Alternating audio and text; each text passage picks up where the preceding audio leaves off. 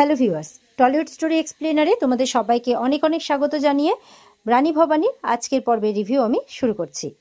শুরুতেই ভবানীকে কাঁদতে দেখে ইন্দু দিদি বলছে, কাঁদিস না রে। আরে বাবা, আমি তোকে আঘাত দিতে চাইনি। আজ কত শুভ দিন, আমার ঠাকুরপো রাজা হয়েছে, তার জীবন থেকে সমস্ত শত্রুর বিনাশ হয়েছে। আর তাই তো এক্ষুনি সময় আমার ঠাকুরপোকে নিজের কাছে বেঁধে রাখার, বুঝতে পেরেছিস? এই বলে ইন্দু দিদি রামকান্তর জন্য পায়েস দেয়, ভবানীকে নিয়ে যাওয়ার জন্য বলে। আর ভবানীকে বলে যে রামকান্তর মনের ইচ্ছে পূরণ করাই হলো তার একমাত্র কাজ। এটা শুনে ভবানী বলছে, দিদি তুমি এটা কি বলছো? তুমি তো সবটাই জানো। ইন্দু দিদি তখন বলছে, তুই না রাজরানী, বুঝেছিস?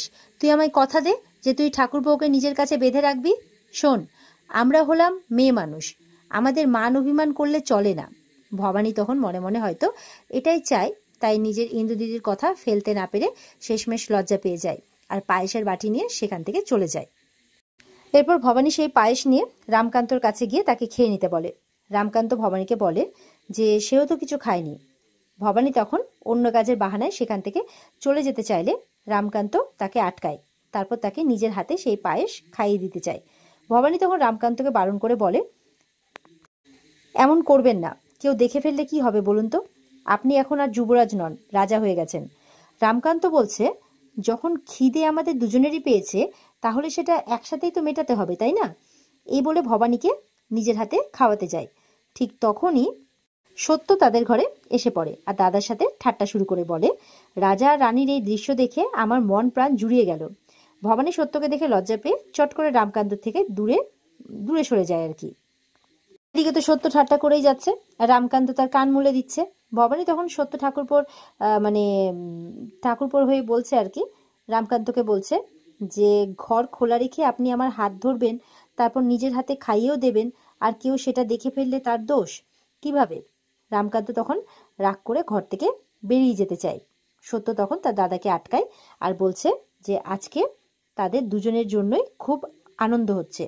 ঠিক যখন তুমি আজকে শপথ নিয়েছিলে, আমার মনে হচ্ছিল যেন বারবার তোমাদের মানে জয়ধ্বনি দিই, মানে যখন শপথ নিচ্ছিল সেই কথাটা বলছে আর কি। সত্য তো এবার মজা করে বলছে যে তুমি বাইরে কেন রাজামশাই? তোমার আদেশ তো আমাদের শিরোধার্য, তুমি যা বলবে তাই তো আমাদের শুনতে হবে, বলো। তখন বলছে, তাই তাই যখন, তাহলে যেখানে সেখানে কিন্তু ঠাট্টা করা চলবে না, রামকান্ত বলছে। সত্য আবারও ঠাট্টা করতে শুরু করে আর বলছে তার দাদা মানে তার দাদার সেই আদেশ সে মানতে পারবে না। তুমি যতই প্রেমে হাবুডুবু খাবে, আমার ঠাট্টা তামাশা ততই কিন্তু চলতে থাকবে। এরপর সত্য ভবানী বৌঠানের সাথেও ঠাট্টা করতে থাকে, জিজ্ঞাসা করছে, বলুন তো এমন আদেশ কি মানা যায় নাকি? এই বলতে বলতে তার কান্ত দাদার হাত ধরে মানে চামচ ভর্তি পায়েসটা তার বৌঠানের দিকে মানে তার বৌঠানের মুখে ঢুকিয়ে সেখান থেকে পালিয়ে যায়। সত্যর এই কাণ্ড দেখে ভবানী রামকান্ত দুজনেই হাসতে শুরু করে। এরপর দেখা যাচ্ছে ভবানী আবারও রাজসভায় পুটি দিদিকে নিয়ে রামকান্তকে যে জিজ্ঞাসাবাদ করা হচ্ছিল সেই কথাগুলো ভাবছে, আর তার সাথে ইন্দু দিদি তাকে যা কথা বলেছে সেটাও ভাবছে, সব একসাথে ভাবছে আর কি। এরপর রামকান্তকে দেখতে পেয়ে তার বালিশ নিয়ে নিজের শোয়ার ব্যবস্থা করতে যায়। রামকান্ত তখন ভবানীকে বলে, রাজার আদেশ আজ মানে আজ থেকে পালঙ্কে শুতে হবে, এটাই রাজার আদেশ। ভবানী বলছে, কেন সবসময় এরকম আদেশ করেন যেটা আমি শুনতে পারবো না? আপনি তো জানেন যে এই ব্যবস্থা কেন করা হয়েছে। এই বলে তার পথ আটকাতে বারণ করে। রামকান্ত তখন ভবানীকে কোলে তুলে নেয় আর তারপর তাকে পালঙ্কে শুইয়ে দেয় আর তার পাশে নিজেও শুয়ে পড়ে। এরপর রামকান্ত ঘুমিয়ে গেলে ভবানী শুয়ে শুয়ে মনে মনে ভাবতে থাকে, পুটি দিদিরা কি এতক্ষণে চলে গেছে? আর মহারাজ কি এখন তার কথাই ভাববেন, নাকি ভবানী একটু হলেও তার মনে জায়গা করে নিতে পেরেছে? এইসব কথা মনের মধ্যে চলছে ভবানীর। ওদিকে দেবীপ্রসাদের মা তার জন্য দুঃখ করছে আর কাঁদতে কাঁদতে বলছে, কত আর্জি করলাম প্রসাদের জন্য যে তাকে তাড়িয়ে দিও না দিও না, মানে তারাপীঠে বাবার কাছেও গেলাম, কিন্তু শেষমেশ কিনা কোনো কিছুই হলো না, শেষমেশ মহল থেকে তাড়িয়ে দেওয়া হলো।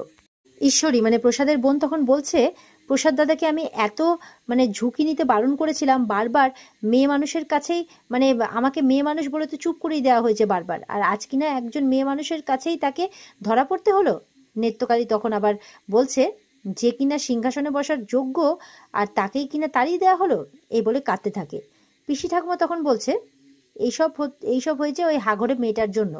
এরপর নেত্যকালী মানে প্রসাদের মাকে বলছে, তুই কাঁদিস না, এই বাড়িতে কে কবে ঠিক সিদ্ধান্ত নিয়েছে বলতো? কোনো চাল নেই, চুলো নেই, ওই মেয়েটাকে সবাই একদম মানে মাথায় করে নাচছে। মতিভ্রম হয়েছে ওদের সব কাটার, এভাবে বলছে। ফুল্লরাও তখন ভবানীর উপর রাগ করে বলে, ওই হাঘরে মেয়ে আমার হাতখানা ঘুরিয়ে দিল, সুযোগ হয়েছে ওই মেয়েটাকে নিয়ে একদম মানে কি বলবো, সুযোগ পেলে না ওর হাত আমি কেটে রেখে দেবো। ঈশ্বরী তখন বলছে যে অনেক হয়েছে ওই মেয়েটাকে নিয়ে মাতামাতি করা, ওর জন্য পরিবারের মধ্যে আমাদের কোণঠাসা করা হয়েছে, আমিও দেখে নেব ওই মেয়ে কি করে মানে রাত সুখ পায়। পিসি ঠাকুমা তখন ঈশ্বরীকে বলছে, এই হলো কথার মতো কথা, আমাদের সাথে ছল করেছে, ছল কি আমরা করতে পারি না?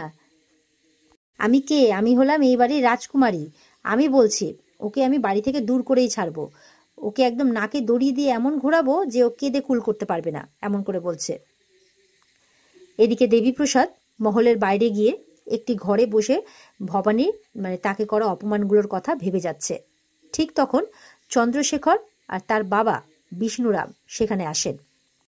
বিষ্ণুরাম চন্দ্রশেখরকে বলছে যে আমি ওর মুখের দিকে না তাকাতে পারছি না, তাই বরঞ্চ তুমি গিয়ে ওর সাথে কথা বলো। তাই চন্দ্রশেখর এরপর দেবীপ্রসাদকে গিয়ে কিছু খাবার দেয়, যেগুলো মানে তার মা তার জন্য পাঠিয়েছে। কারণ দেখছে যে ভেবে যাচ্ছে চুপ করে বসে আছে, কোনো কথা বলছে না কারোর সাথে, শুধু মুখ গোমড়া করে বসে আছে, তাই গেছে আর কি কথা বলতে। আর সেই খাবারগুলো দিচ্ছে আর খাবারগুলো খেয়ে নিতে বলছে। দেবীপ্রসাদ তখন খাবারগুলো কি করে ছুঁড়ে ফেলে দেয়।